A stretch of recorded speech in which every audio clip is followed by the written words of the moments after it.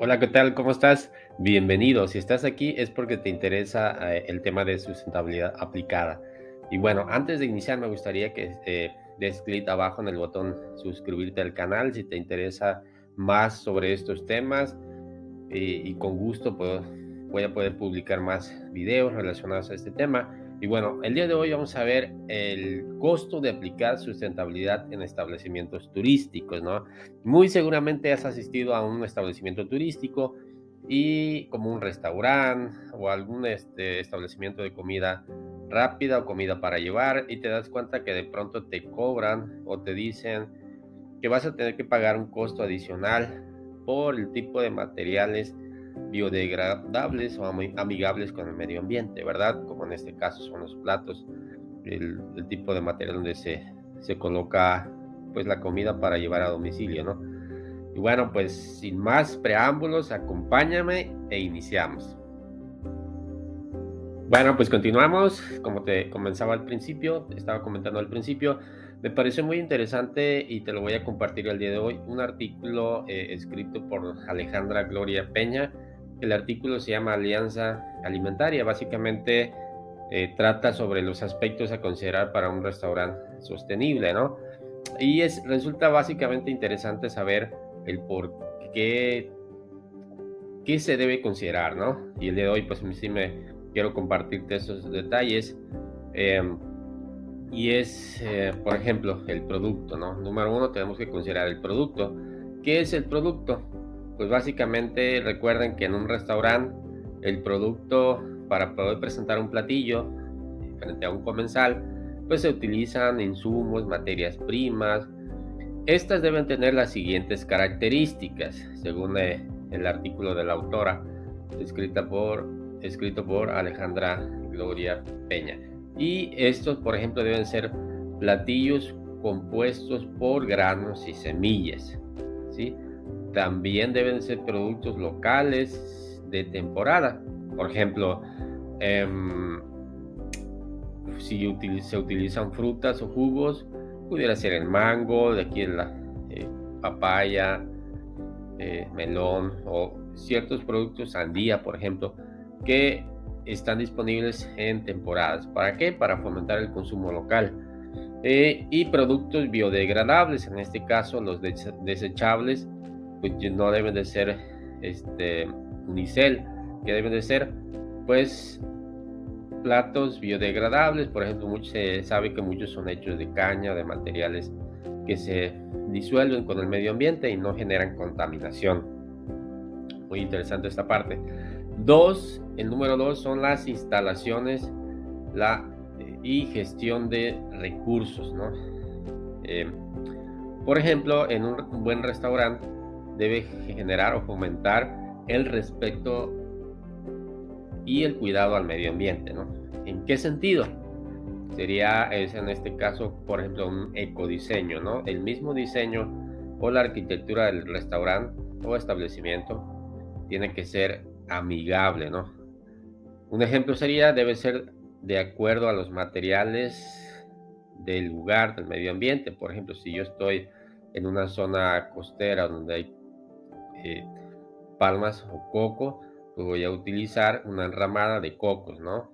De palmas de coco, toda esa parte, ¿no? Materiales que vayan de acuerdo al medio ambiente, ¿sí? O al lugar, para fomentar la cultura local y toda esa parte, ¿no? Toda esa parte cultural y costumbres.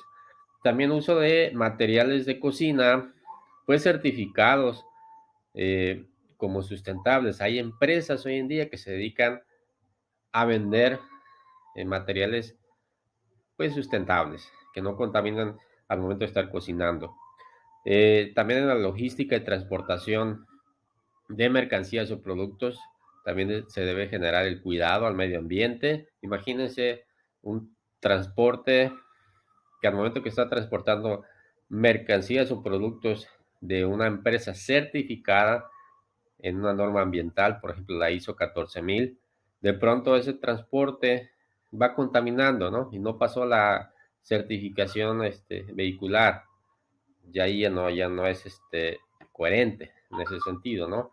También el control eficiente de energía, es decir, se debe de cuidar, por ejemplo, hay muchas empresas, hoteles, que aprovechan el agua de la lluvia, ¿no? Y juntan el agua. Otras, por ejemplo, tienen calentadores solares, no usan energía, tienen paneles solares y se busca siempre la reducción de residuos, evitar la contaminación. Y el número tres es la sociedad. Como restaurante, estamos comprometidos ante la sociedad y tenemos cierto prestigio, ¿sí? ¿Cuál es ese prestigio? Bueno, pues, ¿cómo se nota o de qué manera yo que acudo a un restaurante me doy cuenta que ese restaurante fomenta, pues, buenas prácticas de alimentación en el menú? El menú, recuerden que es la carta saludable, también la otra manera de llamarle carta saludable o pues el menú fomenta siempre la comida saludable, ¿no? La alimentación sana. También el restaurante va a fomentar un control de inventarios, aplicando, por ejemplo, primeras entradas, primeras salidas, el método PETS. ¿Qué es esto? Lo primero que acaba de llegar al restaurante, pues es lo primero que va a salir. Recuerden que estamos hablando de productos perecederos. Estos pueden eh, perecer porque tienen un tiempo que deben de permanecer pues en refrigeración, ¿no? Por ejemplo, pescados, mariscos, todo eso. Imagínense, un producto que tiene un mes o más de un mes y que el comensal solo lo coma, pues puede ser contraproducente, contraproducente si ya rebasó el límite, ¿no? De refrigeración. Dentro de eso también se debe fomentar la comida vegetariana, ¿no? Por ejemplo, comida para aquellas personas que llevan una vida saludable, un estilo de vida saludable, pues sano. Y finalmente, quiero que dejo con esta reflexión y esta pregunta. Em, por ejemplo, ¿es viable? ¿Piensan ustedes que ustedes el día de mañana van a abrir un restaurante, un negocio? La pregunta es viable abrir un establecimiento de comida aplicando la sustentabilidad?